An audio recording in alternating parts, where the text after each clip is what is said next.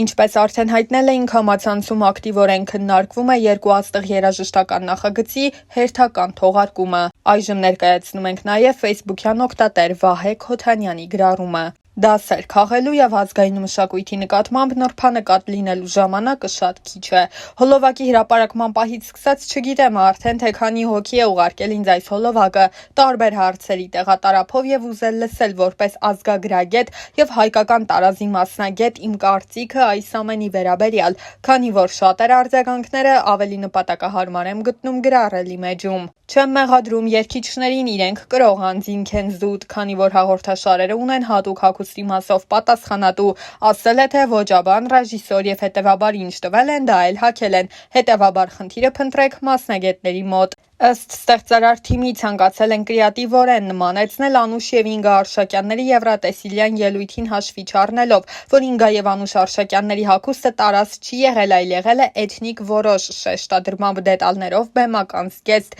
եւ ի վերջո երկուսն էլ լիգական սերի էին, այս դեպքում տղամարդուն հագցնել կանացի բարձր հայքի տարազի համալիր նորմալ չէ իլուր ամենքի։ Եվ ոչ էլ կրեատիվ քայլ հանրային դաշտում, էլ չասեմ կողքի պարակիցներին, որոնց կրած հագուստներին եւ այդ հագուստներով պարային բեմադրությանը պարզապես չեմ անդրադառնա։ Տղայի հագի կանացի տարազանման համալիրի սրտանոցի լանջաբացվածքի ասեղնագործությունը, գլխահարդարանքի գունային բազան խեղված է, ինչքան կարող է դրա համար գլխահարդարանքը ծածկել են իբրև քողարկում, ոչ հայկական փոխարինող էթնիկ վզնոցով, համալիրից բացակայում է գոգնոցը թե աղջկա եւ թե տղայի մոտ։ Ազգային տարազը լինելով ոչ նյութական մշակութային ժառանգության տաժ առավել քան երբևէ խոցելի մշակութային խումբ է, հետևաբար պետք է զերծ մնալ ձևախեղումներից եւ նմանատիպ անհարկի կիրառություններից, ինքներս մեր ձեռքով մեր մշակույթը ծաղրի առարկա դարձնելուց։ Հա, մենք էլ հումոր ունենք, բայց չափ եւ սահման կա եւ ռիսկային գոտի հասնելու աստիճան, տեղ եւ ձև։ Մի հեռուստաալիքում հագցնում եմ Բեգեմոնտի կերպարի, մյուսինը տղայի։ Հարկ է նշել, որ պետք է լինի հատուկ հանձնախումբ նման հարցերի շտկման, քննարկման եւ խորհրդատվության համար, քանի որ սա մշակութային անվտանգային հարց է եւ ամեն ոչ մասնագետ չի կարող խելքին եկածը հանել հանրային դաշտ, չէ որ սերունդ է կրթում հեռուստատեսությունը։ Կլինեն շատերը, որ իմ այս գրածը կհամարեն անհումոր մարդու եւ հին մտածելակերպով մարդու արված մեկնաբանություն, որ ես թրենդից դուրս եմ եւ այլն։ Ոչինչ, ես թեթև կտանեմ, քանի որ իմ գործը հայկական տարազի պահպանությունն է, որպես մասնագետ եւ գոնե թե ինձ ճանաչողները գիտեն իմ հումորի զգացումը եւ սահմանը։ Ազգային հագուստի տարազի վրա է հիմնված ազգի պատմությունը, դիմագիծը, մշակույթը եւ ամրությունը։ Օրինակ վերցրեք այլ երկրներից, ովքեր սրբորեն պահում եւ հրճակում են իրենց ազգային մշակույթը, գրել էր Վահե Քոթանյանը։ Լրագրող Նարինե Կիրակոսյանը ֆեյսբուքյան իր էջում գրել էր. Առաջին ալիքը հեռարձակում է երկու աստղ ծրագիրը, որտեղ քարոզվում է անճաշակություն եւ արվեստի դեգրադացիա։ Օրինակ, իրենց երգիչ համարող եւ ինքնահռչակված աստղեր Արմուշ ու Արսեն Գրիգորյանը նախկինում Արմենիա TV-ով էին հասարակությունը դեգրադացնում տհաս կերպարներով, հիմա էլ մտավոր հետամնացների գունազարդարանքով հագել են ծաղրածուների հանդերձանք ու սփռում են համայն հայության աչքին ու ականջին։ Տհասության գաղափարային փոշին, ամեն բան արել են կարծես, որ իրենց վրա գրավեն ուշադրությունն ու հավաքեն մեծ դիտումներ, բայց կան ավելի խորը մտահոգություններ այս կերպարները ներկայացնելու վերաբերյալ։ Սրանցից ավելի զազրելի է Ոմն Ռոբերտ Քոլոյանի իբր հայ կնոջ ազգային տարազով ներկայացված կերպարը։ Առաջին հայացքից ինքդ քեզ ասում ես, «Էս ինչ նոր Կոնչիտա Վյուրստ է», բայց մեկ անգամ եւս այս կադրերը դիտելիս հասկանում, որ կերպարը ավելի շատ սովետական շրջանում ադրբեջանցի արտիստներին է նման, քան պարզապես համասեռամոլության քարոզը։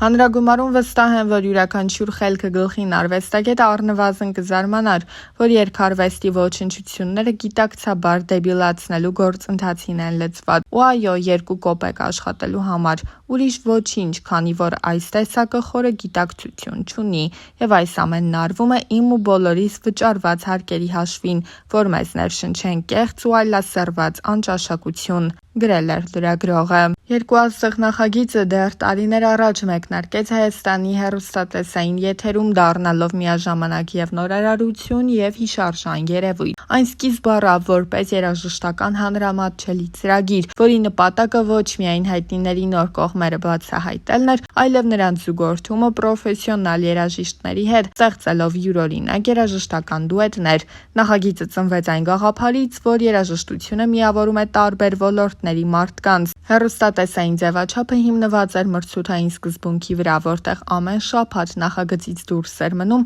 ամենաքիչ ձայն հավաքած զույգը ըստ ժյուրիի գնահատականի և հեռուստադիտողի քվեարկության։ Երկուաստղը յուրահատուկ էր նրանով, որ մրցակիցները ոչ թե մենակ էին ելույթ ունենում, այլ դուետով։ Այս դուետներից մեկը միշտ լինում էր երգարվեստում փորձառու մասնագետ, իսկ մյուսը տարբեր ոլորտների հայտնի անձ՝ դերասան, հաղորդավար, մարզիկ կամ այլ հայտնիություն ունեցող մեկը, ով չուներ մասնագիտական երաժշտական կրթություն։ Այս մոտեցումը հետաքրքիր էր, քանի որ հանդիսատեսը տեսնում էր, ինչպես են ամիսների ընթացքում փորձառու երգչի աջակցությամբ ոչ երաժիշտ հայտնի մարդիկ դառնում իսկական բեմական արտիստ՝ ձայնային, արտահայտչական և բեմական հմտությունների տեսանկյունից։ Տարբեր սեզոնների ընթացքում նախագծին մասնակցել են հարյուրավոր հայ հայտնիներ։ Իրենց զուգընկերներով դերասաններ, քաղաքական գործիչներ, հաղորդավարներ, անգամ մարզիկներ։ Այդ դուետները հաճախ դառնում էին հանրության քննարկման թեմա, թե երաժշտական որակի, թե համադրության հետաքրքրության պատճառով։ Ժյուրիի կազմում միշտ եղել են հայտնի երաժշտագետներ, կոմպոզիտորներ և բեմարվեստի մասնագետներ։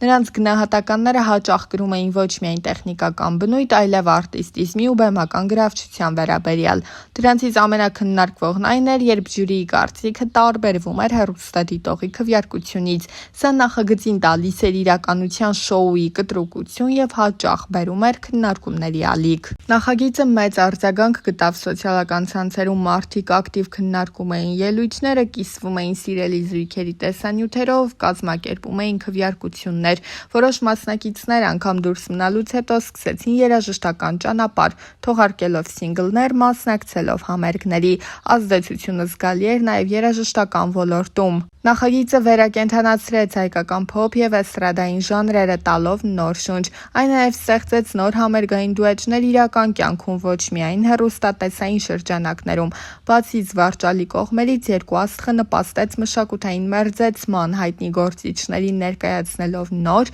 հաճախ անկեղծ և անսպասելի լույսով։ Այն ցույց տվեց, որ արվեստը բոլորինն է, անկախ փորձից, ու կարևոր է նվիրվածությունն ու աշխատասիրությունը։ Նախագծի կրթական կողմն էլ էր կարևոր։ Հեռուստադիտողները սովորում էին երգարվեստի նրբություններ, ճանաչում նոր կատարումներ և անգամ ծանոթանում հայկական հին երգերի նոր մեկնաբանություններին։ Երկուաստղի ամեն մի նոր սեզոն ներկայացնում էր որոշակի ձևաչափով նորամուծություն։ Սկզբնական սեզոններում շեշտը դրվում էր զվարճանքի և հանդիսատեսի մասնակցության վրա, մինչդեռ հետագա սեզոններում շոուն գնալով ավելի պրոֆեսիոնալ դարձավ։ Կարևոր տեղ էր հատկացվում երգերի ընտրությանը, բեմադրություններին, լույսերին, նույնիսկ զգեստներին, ամբողջապես համապատասխանեցնելով միջազգային շոու ստանդարտներին։ Որոշ սեզոններում ներմուծվեցին թեմատիկ շաբաթներ՝ հայկական էստրադա, հին շլագերներ, կինոյի երգեր, ազգային ժառանգություն և այլն։ Այսպիսի բաժանումը ստիպում էր մասնակիցներին ավելի խորությամբ ուսումնասիրել երգարվեստը, ծանոթանալ ժանրային բազմազանությանը և աշխատել նոր ձայնային լուծումների վրա։ Շոուն լուրջ ազդեցություն ունեցավ մասնակիցների անձնական և պրոֆեսիոնալ ուղու վրա։ Շատերը, ովքեր մինչ նախագիծը իրենց հիմնական մասնագիտությամբ հայտնի էին, սկսեցին երաժշտության մեջ նոր ուղի։ Միաժամանակ պրոֆեսիոնալ երգիչ մասնակիցների համար էլ նախագիծը նոր հնարավորություն էր դուրս գալու ստանդարտ հանդիսատեսից և դառնալու ավելի լայն ճանաչման արժանի։ Հատկապես գյուղական կամ մարզային բնակավայրերում ծրագրի շնորհիվ շատերը բացահայտեցին նոր անուններ, ում մինչ այդ չէին ճանաչում։ Ինտերակտիվ քվեարկության համակարգը SMS-ներով կամ առցանց տարբերակով նախագծի առանցքային տարրերից էր։ Սա ստեղծեց երկկողմանի կապ հեռուստադիտողի և շոուի միջև, յուրօրինակ ժողովրդավարական միջավայր, որտեղ յուրաքանչյուր ձայն կարող էր վճռել զույգի ճակատագիրը։ Նախագծի թիմը հաճախ կապ էր պահում հանրության հետ, ուղիղ եթերներով, կուլիսային տեսանյութերով և հարց ու պատասխաններով։ Այս մոտեցումը խորացրեց վստահությունը նախագծի հանդեպ և ստեղծեց յուրահատուկ համայնք։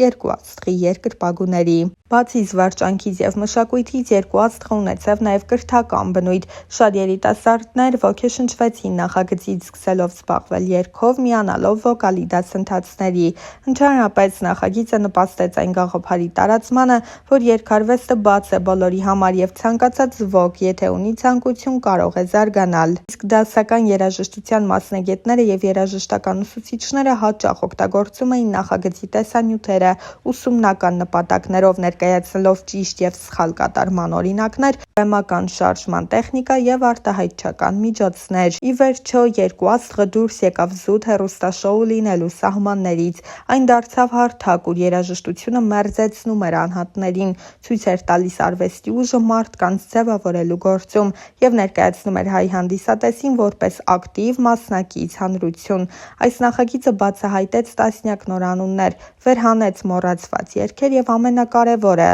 փոխանցեց արժեք ստեղծարարության, գործակցության, սիրո եւ աշխատանքի միջոցով։